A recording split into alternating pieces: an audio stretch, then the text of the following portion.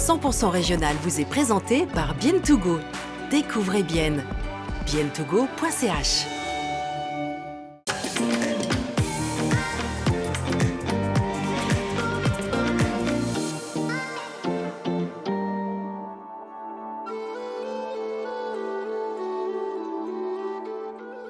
De la viande séchée dans un fumoir vieux de 5 siècles, c'est la marque de fabrique de Stéphane Euster.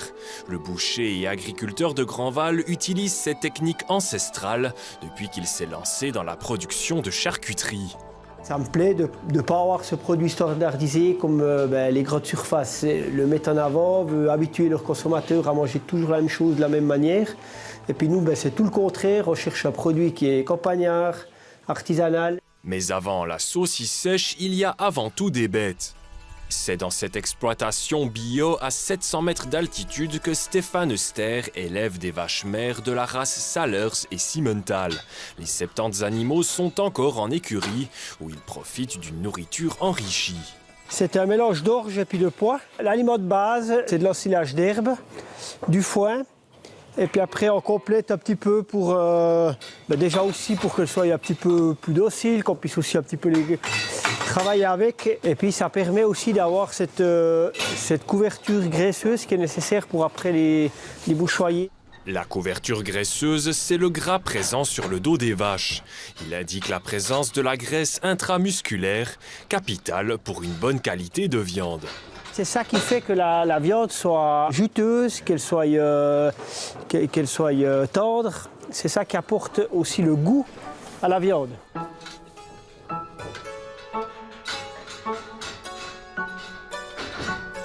C'est notre bétail, on les nourrit, on est attaché à nos bêtes.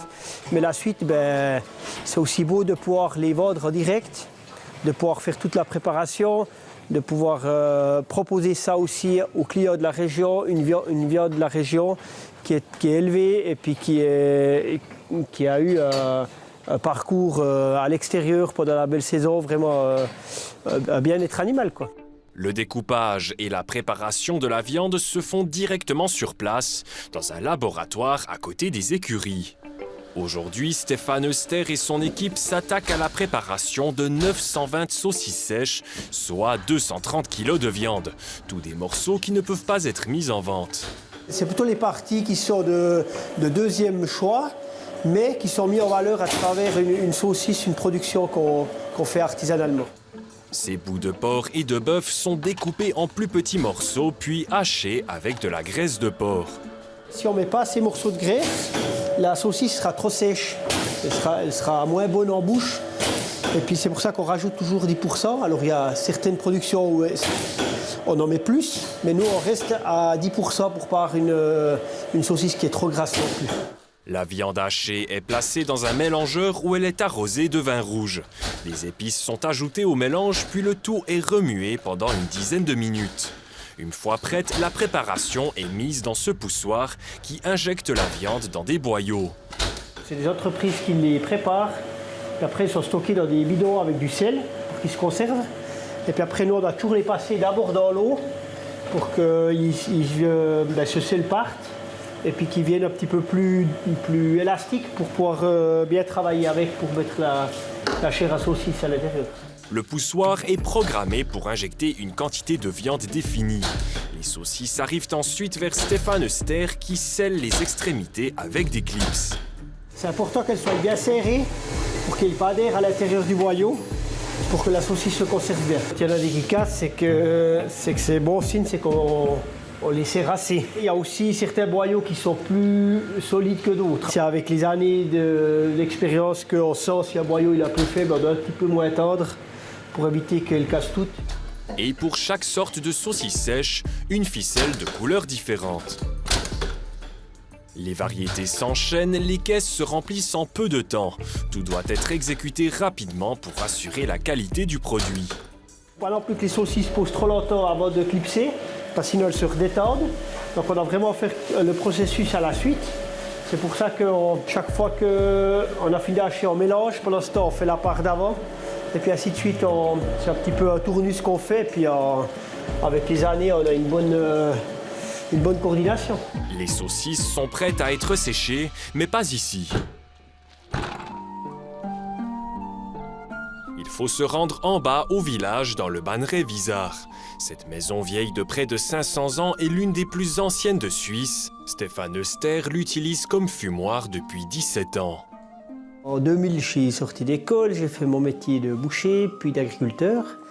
Et puis à la suite de ça, la fondation qui a rénové ce bâtiment, qui est le Banneray-Visart donc, se sont approchés de moi et puis m'ont demandé si je n'étais pas intéressé à fumer des saucisses ici. Et puis c'est ça qui a créé mon entreprise.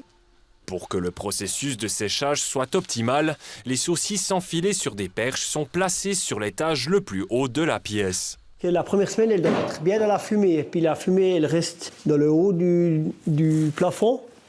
Et puis après une semaine, on descend ça à l'étage en dessous. Et puis la semaine après, soit on les met sur les chevalets si elles ne sont pas encore prêtes, ou bien si elles sont prêtes, on les prend en haut pour les vendre. Mais il n'existe pas de science exacte pour sécher la viande. Stéphane Euster l'a déjà appris à ses dépens. Le temps de séchage peut soudainement varier. Là, on voit bien la différence entre la saucisse qui est prête à consommer et puis celle qu'on a fait la semaine passée, qui a déjà un petit peu séché, mais qui doit encore rester, je pense, à peu près 2 semaines. Ça peut aussi aller 2 semaines et demie, comme ça peut aller 4 semaines et demie, tout dépend de la météo. Si on a un temps qui est très pluvieux, très humide, brouillard, eh ben, ça va rester humide dans la pièce ici. Et puis ça va durer plus long. Par contre, si on a un temps de bise, on doit être très prudent avec la bise parce que ça peut nous les sécher trop rapidement. Et puis ben là, elles sont prêtes à vendre, quoi. Comme ses prédécesseurs, Stéphane Euster utilise une ancienne fourche d'arbre pour monter et descendre les saucisses. Pas toujours facile, surtout avec plusieurs kilos à bout de bras. Tu pars l'habitude. Et puis après, ben sur les grands bâtons, il y a 30 saucisses à peu près, donc ça a aussi un certain poids. Celles-là, elles sont parfaites pour vendre. Donc celles-là de demain, quand on fait les commandes, elles vont partir dans les différents magasins ou bien au marché samedi. Elles sont impeccables. Une fois toutes les charcuteries installées ou déplacées, c'est l'heure d'allumer un feu. Stéphane Euster prépare du bois de hêtre et d'arbres fruitiers pour fumer la viande. On met des bûches, on allume, et puis après on ferme le tirage. Il faut vraiment que le bois il se consume, qu'il fasse le minimum de chaleur et puis le maximum de fumée. C'est maintenant que la magie du fumoir opère. Elle redonne le goût d'antan à la viande et renvoie ce lieu historique au XVIe siècle. C'est pas à 100% comme ils le faisaient dans le temps parce que vraiment ils n'avaient pas cette alternative du frigo. Mais nous on essaye vraiment de sortir ce goût, ce produit qu'ils avaient dans le temps.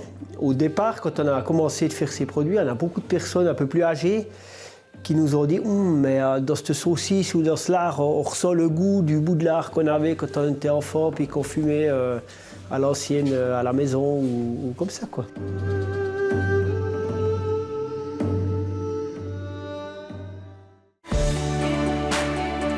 100% régional vous a été présenté par Bien Bon, le bon cadeau pour Bien. Bienbon.ch